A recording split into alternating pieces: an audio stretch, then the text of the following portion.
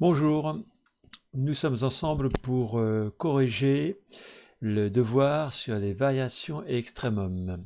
Alors, premier exercice, on vous donne une fonction avec son tableau de variation. Voici à chaque fois des expressions de A, des expressions, on vous demande de répondre par A ou B si A est inférieur à B ou bien B est inférieur à A. Donc ici, A, c'est f de 6 et B, c'est f de 8. Donc 6 est à peu près par là, on pourrait dire. Hein. Je peux compléter éventuellement mon tableau pour mieux comprendre. Hein. Et 8 est là. Donc f de 6 se situe par ici et f de 8 se situe par là. Il est clair que puisque la fonction f est croissante entre 5 et 9, eh bien f de 6 sera inférieur à f de 8. Donc on écrit ici on demande de répondre avec A plus petit que B, ou A plus grand que B, on va donc écrire A plus petit que B. Ensuite, on vous demande de comparer f de 3 et f de 4. Donc 3 et 4 sont entre 3 et 5.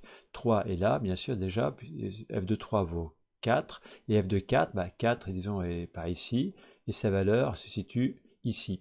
Puisque la fonction est décroissante entre 3 et 5, eh bien, nécessairement, f de 3, qui vaut 4 d'ailleurs, hein, sera supérieur à f de 4, qui est donc inférieur à 4.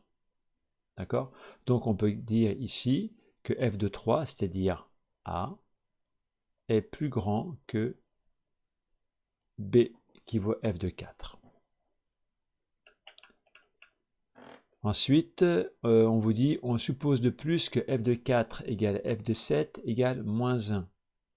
Donc c'est-à-dire qu'en fait, on peut compléter ici en mettant ici moins 1.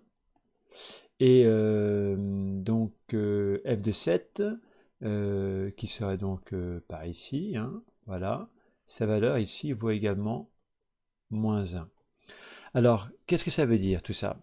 Ça veut dire que ma courbe, ma fonction, en 0 vaut moins 1, elle est croissante jusqu'à la valeur 3 où elle vaut alors 4, puis elle est décroissante en passant par la valeur moins 1 pour 4, puis elle est croissante de moins 2 jusqu'à 4, jusqu'à 3 en passant par moins 1.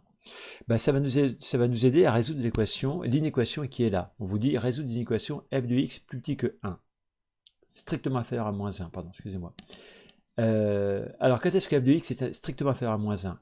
Eh bien, entre 4 et 7, puisqu'on voit bien qu'à ce moment-là, f de x devient inférieur à moins 1 jusqu'à la valeur moins 2, puis il va recroître jusqu'à la valeur moins 1. Donc, entre 4 et 7, f de x est strictement inférieur à moins 1. Est-ce qu'il y a d'autres portions de la courbe pour lesquelles ça se produit? Non, puisqu'on voit qu'entre 0 et 3, à partir de 0, f de x est strictement supérieur à moins 1. Donc l'intervalle que l'on recherche, enfin l'ensemble que l'on recherche est un intervalle. C'est l'intervalle, on peut mettre ici S égale.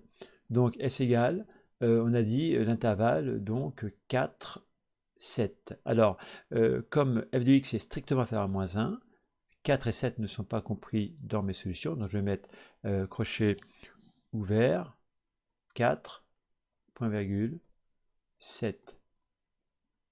Voilà, pour la question 3. Ensuite, on vous affirme f de 3 égale f de 6. Est-ce que c'est faux? Est-ce que c'est vrai? Ou est-ce qu'on ne peut pas savoir? Alors, 3 est là, donc f de 3 vaut 4. 6 est quelque part entre, 6 est entre 5 et 9, donc f de 6 est quelque part entre moins 2 et 3. D'accord? Et on vous dit f de 3 égale f de 6. Bon, vu que f de 3 vaut 4 et que f de 6 est compris entre moins 2 et 3, eh bien f de 6 ne pourra jamais être égal à f de 3, puisque f de 6 étant entre moins 2 et 3 est toujours inférieur à 3, donc ne sera jamais égal à 4.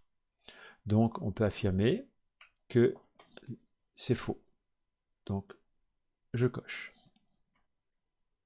On vous dit ensuite f de 2 plus grand que f de 5. Alors, 2, oui, 2 est là, 5 est là, f de 2 est entre moins 1 et 4, et f de 5 est égal à moins 2. Donc, f de 2 étant entre moins 1 et 4, f de 2 est bien plus grand que f de 5 qui vaut moins 2. Puisque moins 1 étant lui-même plus grand que moins 2, toute valeur entre moins 1 et 4 sera bien plus grande que moins 2. Donc f de 2 est bien plus grand que f de 5. Donc on peut ici affirmer que c'est vrai. Ensuite, on vous dit f de 2 égale f de 8. F de 2 donc, est toujours entre moins 1 et 4. F de 8, on va pouvoir placer, disons, 8 ici. Donc f de 8, il est quelque part entre moins 2 et 3. F de 2 entre moins 1 et 4. F de 8 entre moins 2 et 3. Est-ce que l'on peut comparer ces deux valeurs-là et dire que f de 2 égale f de 8? Ben, il n'y a pas de raison. C'est possible hein, que ce soit vrai, c'est possible que ce soit faux, mais les informations qui sont fournies ne nous permettent pas de conclure. Donc on va écrire ici qu'on ne peut pas savoir. Voilà pour le premier exercice. Deuxième exercice, on considère la fonction f, et voici son tableau de variation. On vous demande quel est le minimum de f sur intervalle 0,9. Donc quand on parle d'intervalle 0,9, on parle des x. Hein. Donc quel est le minimum de f sur intervalle 0,9 pour 0, la valeur vaut moins 1, elle est croissante puis décroissante jusqu'à moins 2, puis à nouveau croissante. Il est clair que le minimum de f sur l'intervalle 0,9, c'est moins 2. J'ai bien dit le minimum. Hein. Ce minimum est atteint pour la valeur x égale 5, mais ce minimum vaut bien moins 2. Donc la réponse ici, c'est donc moins 2. Quel est le minimum de f sur intervalle 0,3? Donc si on parle d'intervalle 0,3, on sait limite pour x valeur entre 0 et 3. C'est-à-dire qu'on ne s'occupe plus de cette partie-là, on ne regarde que ce qui se passe entre 0 et 3. Là, il est clair que cette fois, le minimum de la fonction f est moins 1. Donc on écrit moins 1. Le maximum de f, c'est intervalle 0,9. Donc là, on a une valeur maximale 4, puis on redescend, puis on remonte jusqu'à la valeur 3. Finalement, le maximum, c'est bien la valeur 4. Donc le maximum de f, c'est 4. Quel est le maximum de f sur l'intervalle 5, 9? Donc sur cet intervalle-là, 5, 9, il est clair que le maximum, c'est 3. Donc on écrit maximum vaut 3. Et voilà pour cet exercice. On passe au suivant. On vous donne une fonction, on vous dit qu'elle est impaire et qu'elle est définie sur l'intervalle moins 8, qui est là, jusqu'à 8. Okay. En utilisant la parité, dressez le tableau de variation de la fonction sur moins 8, 8. Donc quand on parle d'utiliser la parité, hein, la parité c'est le fait qu'une fonction est paire ou impaire. Donc ici on va utiliser le fait que la fonction est impaire. Alors le plus simple pour répondre à cette question, c'est de prendre un brouillon sur lequel on va commencer à construire notre tableau de variation. Donc comme vous le voyez ici, x prend des valeurs entre moins 8 et 8.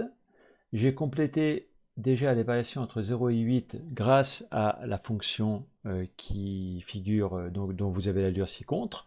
Donc on voit bien que la fonction est croissante entre 0 et 2, puis décroissante entre x égale 2 et x égale 6, puis à nouveau croissante entre 6 et 8. Bon, j'ai fait figurer ici 2 et moins 2 qui correspondent aux images de 2 et de 6, mais ce n'est pas une obligation dans la question telle qu'elle est posée. Alors, ensuite, pour pouvoir compléter cette partie-là, le plus simple, c'est de faire un croquis sur lequel on va représenter de façon approximative la fonction. Alors, là, vous voyez, je pourrais préciser qu'ici, j'ai la valeur qui vaut donc 2, et ici la valeur qui vaut 6. Et puisqu'on nous dit que la fonction f est impaire, ça veut dire que cette courbe-là est symétrique par rapport à l'origine. Donc, à ce moment-là, on peut compléter, même de façon approximative, la fonction, de façon à obtenir la courbe complète entre moins 8, qui est donc là. Alors, un instant, moins 8 qui est donc là, et 8 qui est là. Ok. Par symétrie, j'aurai ici une valeur qui vaut moins 2, et je pourrais dire que ma fonction est croissante entre moins 2 et 0. De la même façon, j'ai ici la valeur 6, moins 6, et je peux dire que ma fonction est décroissante entre moins 6 et moins 2. Voilà. Je n'ai plus qu'à reporter toutes ces indications dans le tableau, et j'obtiens le tableau complet tel qu'il est présenté ici. Donc entre moins 8 et moins 6, ma fonction est croissante. Entre moins 6 et moins 2, ma fonction est décroissante. Entre moins 2 et 0, la fonction est croissante. Entre 0 et 2, la fonction est également croissante. Alors notez qu'ici, à la place de ces deux flèches-là, je pourrais faire une seule flèche qui va de moins 2 à 2. D'accord. Puis, bon voilà, après, on retrouve les variations entre 2 et 8 qu'on a sous les yeux. Voilà la réponse attendue à cette question-là. Bien, nous allons pouvoir passer à l'exercice suivant. Alors,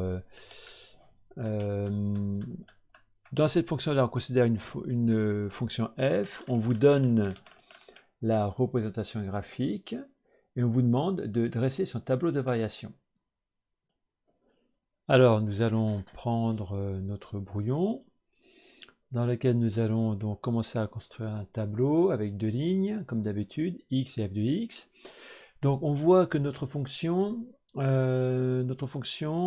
les x sont définis entre moins 3 et, donc qui est là, entre moins 3 et 11. Donc les valeurs à faire figurer pour x vont aller de moins 3 à 11.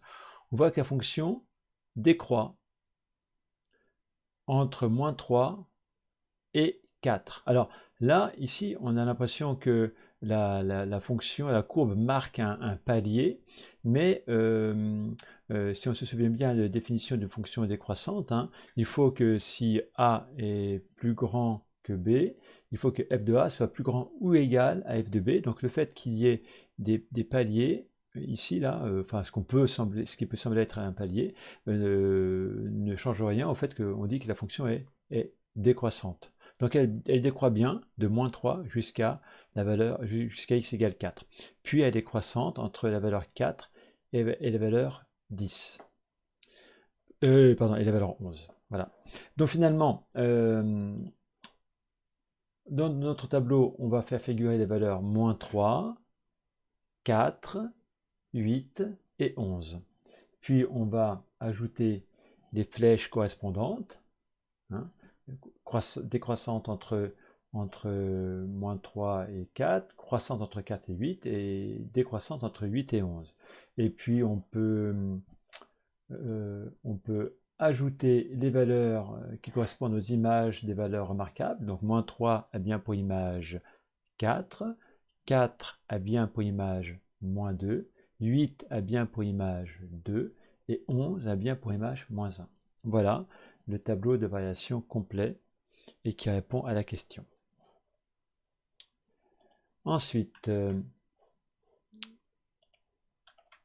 dans la suite d'exercices, alors exercice nouveau, on a une fonction f, on vous donne la représentation graphique et on vous demande de dresser son tableau de variation. Donc là, rien de compliqué avec ce qu'on a fait auparavant. On reprend notre brouillon avec notre tableau, les deux lignes, x, f de x. Alors, qu'est-ce qu'on voit? On voit que notre courbe donc est décroissante de moins 6 jusqu'à moins 3, puis croissante de moins 3 jusqu'à 2, puis décroissant de 2 jusqu'à 6, et enfin croissant de 6 à 8. Donc les valeurs qui vont intervenir dans le tableau, ce sont les valeurs moins 6, moins 3, 2, 6 et 8.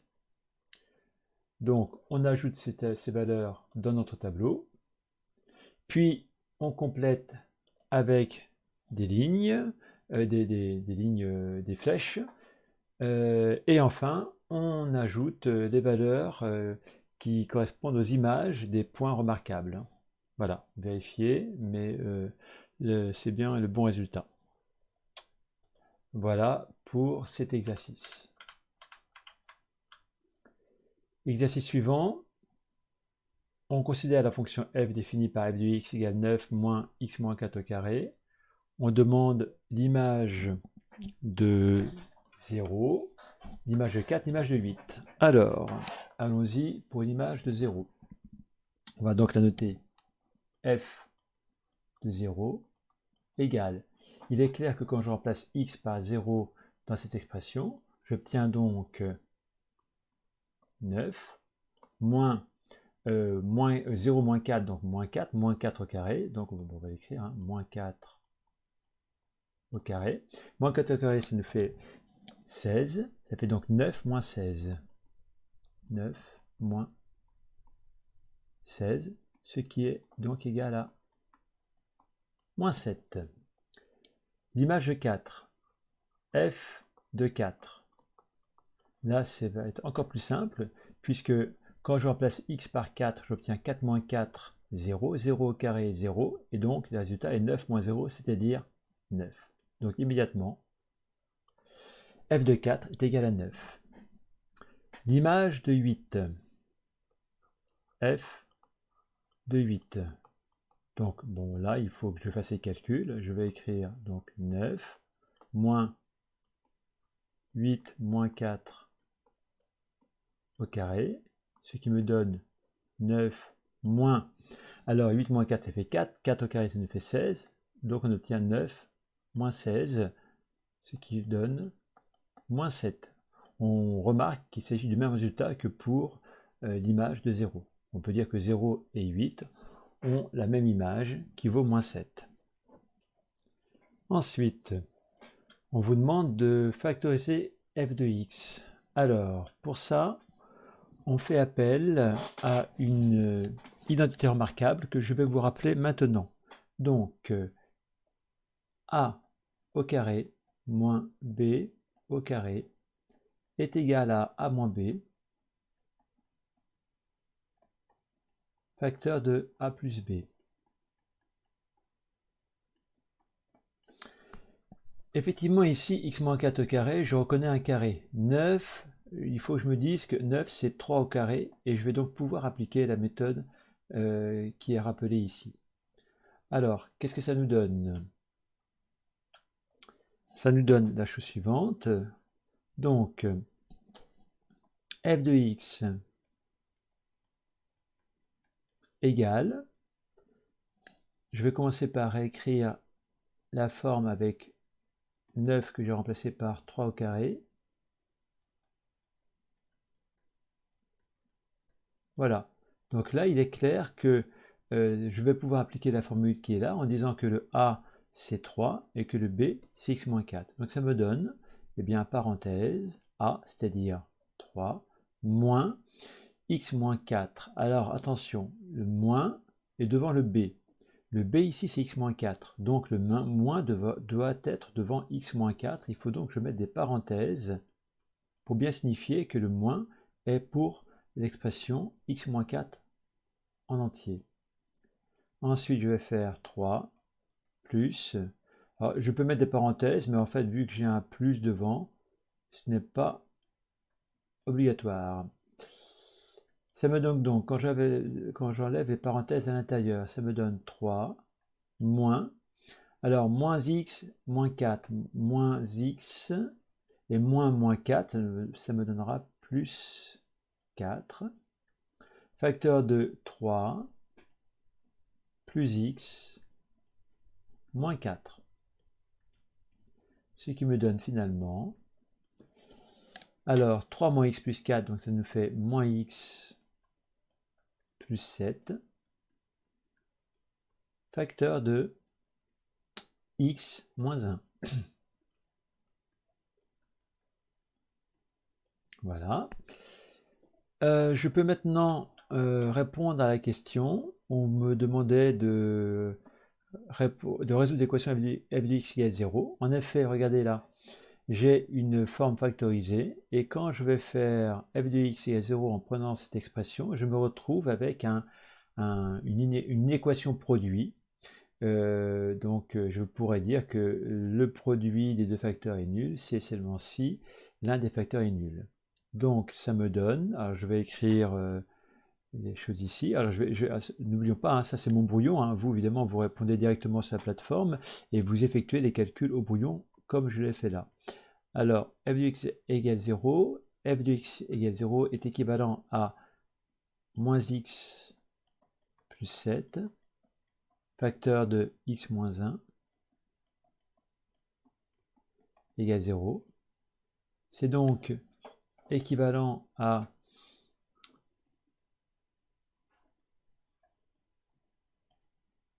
moins x plus 7 égale 0, ou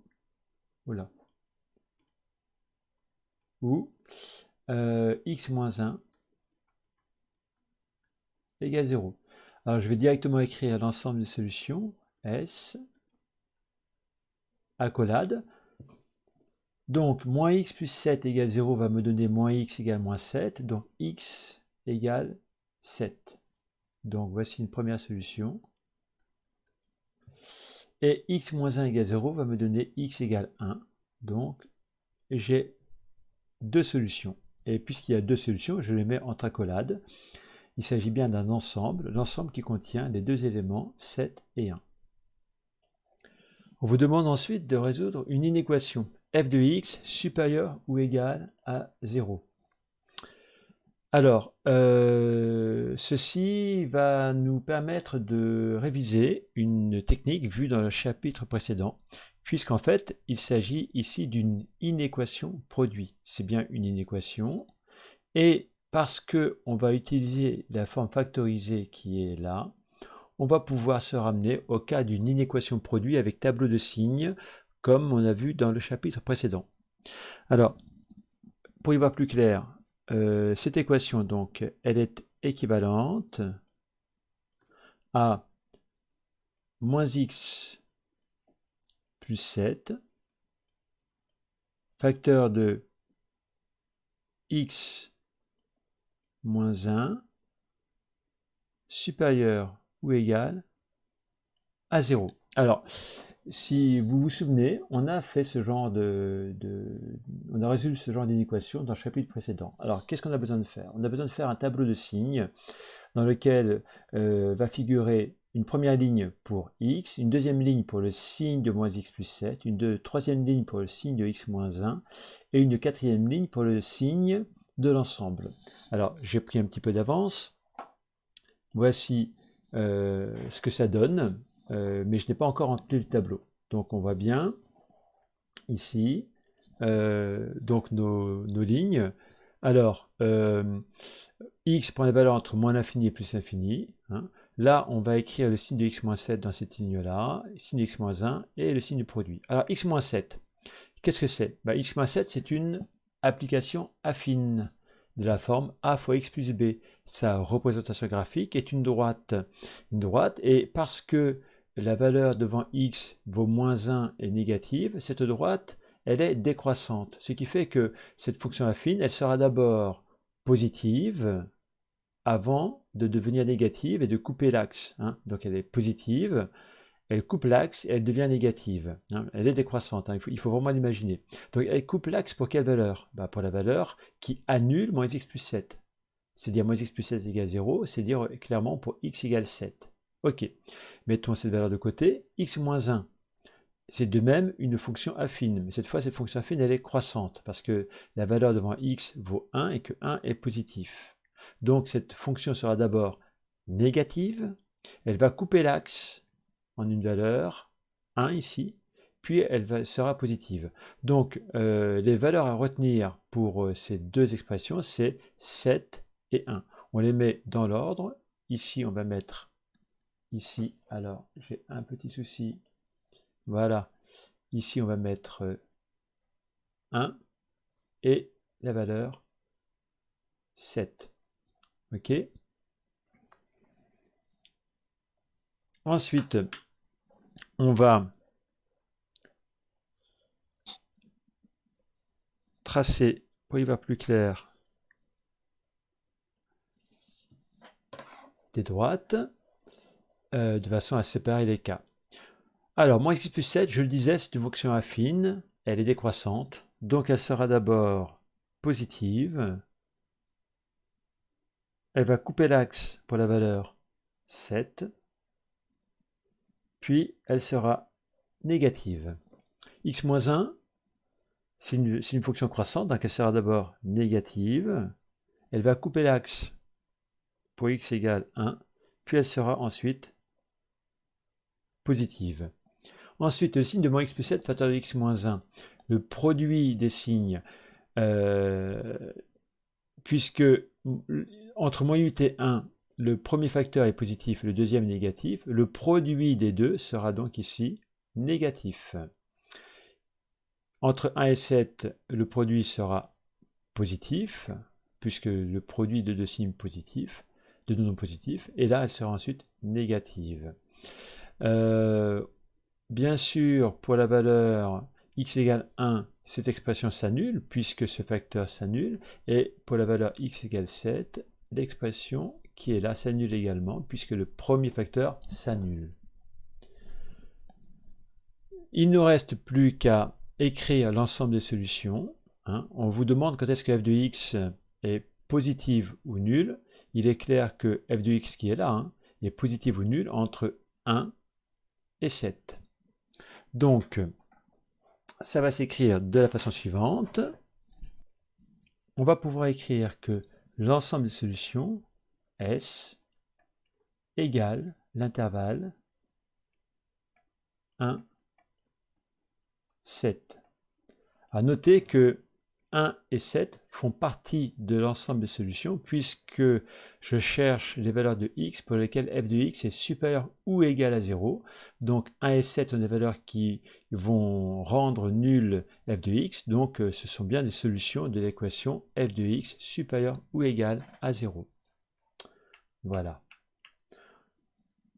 Ensuite, on vous demande de résoudre l'équation f de x égale 9.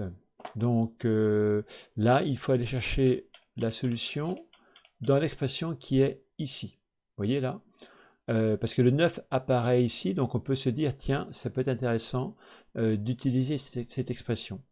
Donc c'est ce que je vais faire là. Alors, je retiens 9 moins x moins 4 au carré. OK. Donc je vais écrire ici que cette équation est équivalente à 9 moins x moins 4 au carré égale 9. Je vais donc remplacer f de x par son expression 9 moins x moins 4 au carré. Mais regardez, quand je soustrais 9 à chaque membre, ceci est équivalent à moins x moins 4 au carré égale 0. En multipliant par moins 1, ceci est équivalent à x moins 4 au carré égale 0. Alors là, en quelque sorte, j'ai un produit de facteurs qui est nul, mais c'est le même facteur, c'est x moins 4 fois x moins 4 égale 0. Donc finalement, ceci est équivalent à x moins 4 égale 0. Autrement dit, x égale 4, ce qui fait que l'ensemble des solutions, S, ici, c'est tout simplement l'ensemble réduit à un seul élément, 4. Voilà pour cette question. Ensuite, on vous demande de résoudre l'inéquation f de x inférieure ou égale à 9. Le 9 nous suggère d'utiliser à nouveau l'expression du départ, c'est-à-dire 9 moins x moins 4 au carré. Cette inéquation est équivalente à 9 moins x moins 4 au carré inférieur ou égal à 9. En soustrayant 9 de chaque côté, ceci est équivalent à moins x moins 4 au carré inférieur ou égal à 0. En multipliant par moins 1 de chaque côté, attention, j'ai une inéquation. Donc, puisque je multiplie par moins 1 de chaque côté, je vais changer le sens de cette inégalité. Et j'obtiens x moins 4 au carré supérieur ou égal à 0. Voilà. Donc, j'arrive à ceci. Et là, eh bien, je réfléchis un petit peu. Et je me dis, je cherche les valeurs de x pour lesquelles x moins 4 au carré est supérieur ou égal à 0. Sachant qu'un carré est toujours positif, qu'est-ce que je peux dire des solutions de cette inéquation? Eh bien, tout simplement, tous les nombres sont solutions de cette inéquation. En effet, quelle que soit la valeur de x, le résultat à gauche sera bien toujours supérieur ou égal à 0. Réfléchissez bien à ce que je viens de dire. Un nombre au carré étant toujours positif ou nul, eh bien, toutes les valeurs de x vérifient cette inéquation. Donc finalement, S égale R. Ensuite, on vous demande de déterminer le maximum de la fonction f sur R. Donc ça, c'est un exercice qu'on a déjà eu l'occasion de faire ensemble dans un autre contexte. On va à nouveau utiliser l'expression 9 moins x moins 4 au carré. Alors, comment je vais procéder? C'est une question qui est un petit peu délicate. X moins 4 au carré est un nombre qui est positif. Donc, je peux dire que 9 moins x moins 4 au carré, eh bien, regardez ce que j'ai fait quand j'écris ça. À 9, je soustrais un nombre qui est toujours positif. Donc, je suis sûr que le nombre que j'obtiens sera toujours inférieur ou égal à 9 pour tout x.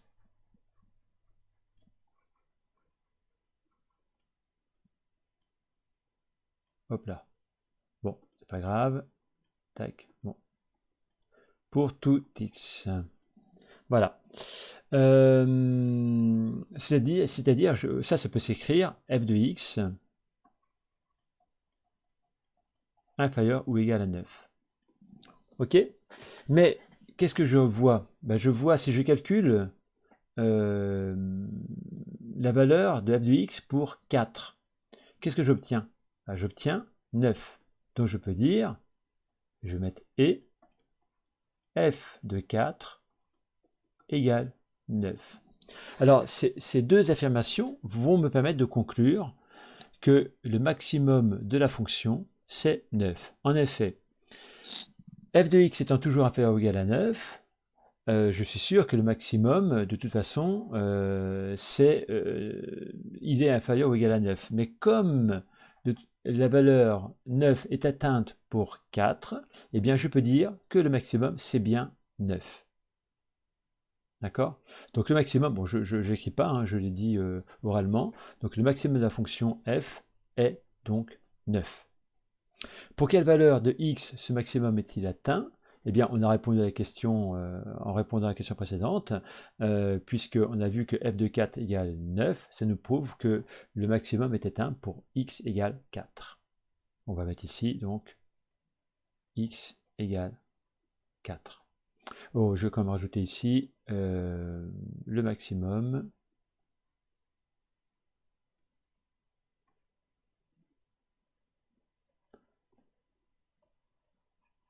est 9. Voilà, comme ça, ce sera complet.